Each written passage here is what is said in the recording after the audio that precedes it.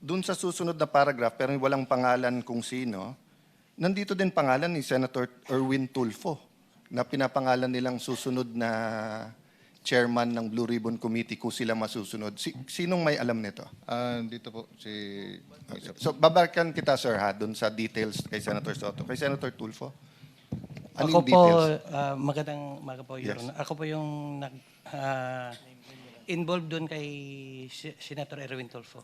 Sir, pangalan tapos pakikwento na lang yung circumstance. Ako po, sir, si Bernard Gumban. Bali po, nakapag-deliver po ako doon kay Senator Erwin Tulfo ng 2 beses.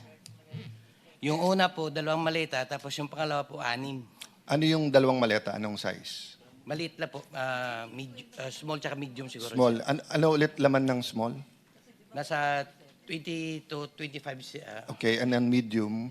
Yung medium po, Ay, medium ata yung 20 to 25, no? Tama ba? maliit po. Yung small po, Okay, tapos yung medium. nasa 40 to 50. Okay, so ang dineliver mo is from 60 to 70. Ganun. Okay. Tapos yung pangalawang beses po, Your Honor, 6 na malita na po. 6 na gano'ng kalaki? Halo-halo po.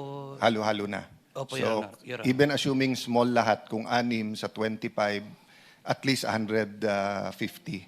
No, at least. Oo. Yes, Your Honor. Saan ng first at saan yung second delivery? Dito sa may bahay niya po, Your Honor, dito sa Green Hills. Green Hills. Paano nyo alam na bahay niya yon? Tinanong ko po si Mark Tiksay. Sabi ko, Boss Mark, kaninong bahay po ba yun?